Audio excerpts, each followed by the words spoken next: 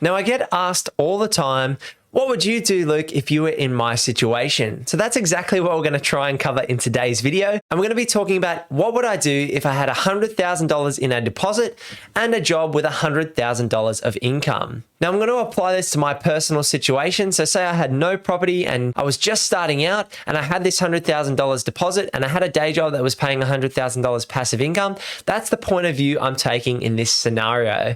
I'm also going to be taking a long-term view. So I'm not doing anything crazy or speculative. And so what would I go and do if I was looking to invest in property and put my money to work? Step number one on my list would to be assess my borrowing capacity. So what I've done is jump onto Google and punch in borrowing power calculator. And this is CBA's, for example, but you could use any other banks. And in this hypothetical scenario, I'm going to say it's just me. I've got no dependents and none under 18 or over 18. And I'm looking for an investment property. I currently earn $100,000 per year.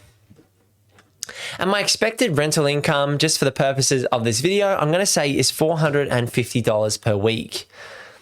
Now, my expenses, I'm going to say are $2,500 a month. And I don't have any other current loan repayments in this hypothetical scenario. And I've canceled any credit cards, so I don't have any credit card limit. So what I'm going to do is hit calculate. Now, it says you may be able to borrow up to $888,000.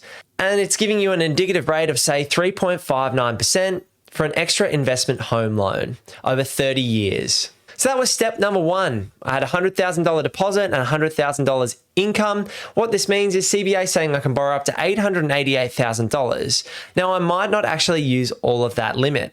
So step number two is now I know my borrowing capacity, it's time to set my strategy. Now, some people like to do it flipped and set their strategy first, but for me as an investor, I want to know exactly what my limits are and then work out what properties fit within my buying limits. I don't want to do it the other way around. It's up to you whether you start with strategy or whether you start with price, but for me, I want to know exactly what my limit is and then work out what property I could potentially buy within that limit that fits my strategy. So for me, I'm starting out, it's my first purchase. I'm going to be looking for a balance of capital growth and cash flow.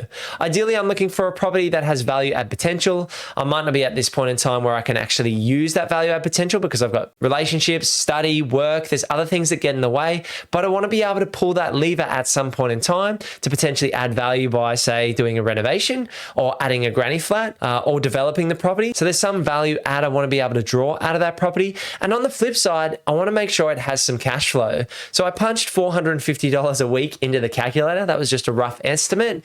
And so I'm probably going to be looking for a property between, say, $500,000 to $600,000.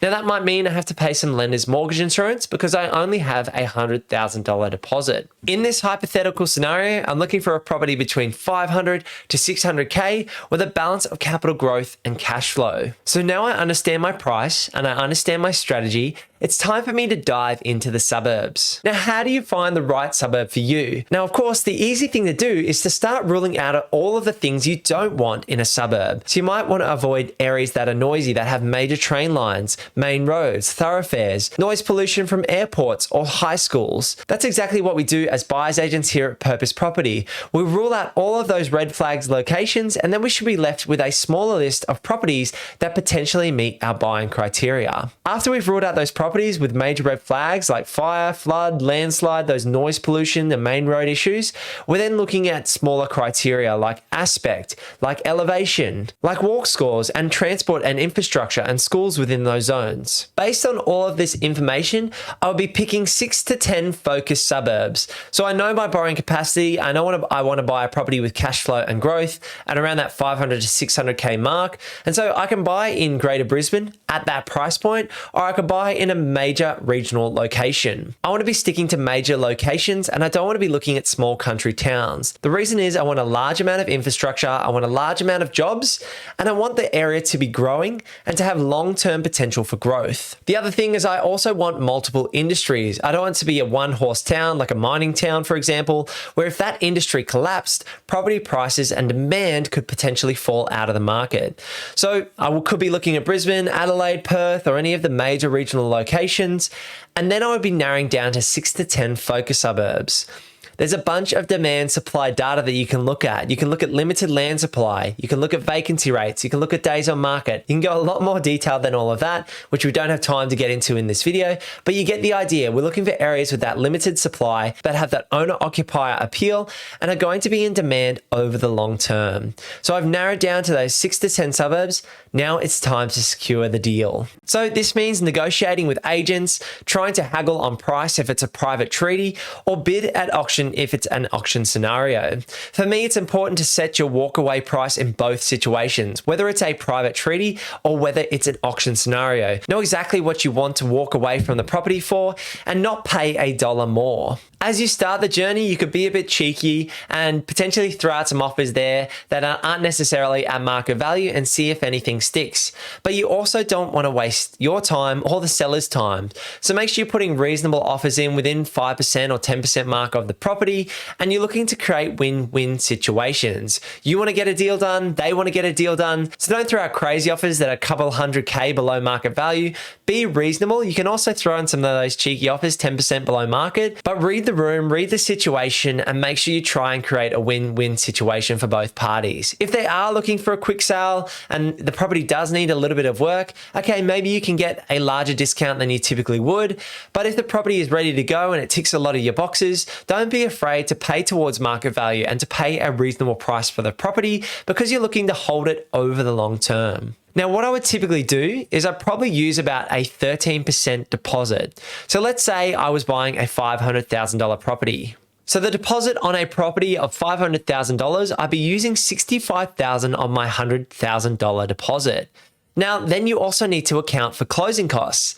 In this example, let's say it's 5% of the purchase price. That's another $25,000 for closing costs. That's going to cover things like stamp duty, solicitors, legal fees, any miscellaneous expenses on settlement. So buying a $500,000 property, I've used $90,000 of that, $65,000 for my 13%, $25,000 for my closing costs, and you probably need to keep the extra $10,000 for LMI. Now, in the market as it stands at the moment, you'd probably be able to secure a property in the high 4% yield or the low 5% yield, depending on the deal. So let's say the property rented for $500 per week, which is a 5.2% gross yield. So in this hypothetical scenario, you've used all of your $100,000 and you've put that deposit to work. You split it up, $65K for the actual deposit, $25K for closing costs, $10K for LMI, and you've used your deposit completely. Your serviceability, your $100,000 of day job income has allowed you to potentially make that purchase, and you've gone out there and bought a property which has both cash flow and value add potential. Now, the great thing here is if you're able to buy the property below market value, or you're able to manufacture some value on the property by, say, painting it inside or giving it some new floors or upgrading some of the kitchen and bathroom areas, then you can potentially add value to the property. And this is where you reach the next step. Whether you manufacture the value in the short term or you wait for the market to appreciate, or you bought that property below market value, the next step here is to reassess, refinance, and redraw equity, and then go again. Now, that's a lot of steps in a very short video, but that would be exactly what I would do if I was starting again with $100,000 of income and $100,000 deposit. I'd be looking for that balance of cash flow and capital growth. I'd be looking for options to add value or potentially do a subdivision or granny flat down the track. You want to keep your options open if possible and buy in those major regional or major city locations. Now, you can buy within 30 kilometers of Brisbane CBD, and that's exactly what we do here as Brisbane buyers agents. We help people buy in Greater Brisbane, 30 kilometers north, 30 kilometers south, and on Brisbane's Bayside. So if you're looking for a Brisbane-based buyers agent to help you through this journey, head over to purposeproperty.com.au and book in a free strategy session with myself. If you enjoy this type of content, make sure you drop a like on this video, subscribe to the channel down below, and click this video over here for more things real estate, renovating, and financial freedom. I'll see you in the next one. Peace.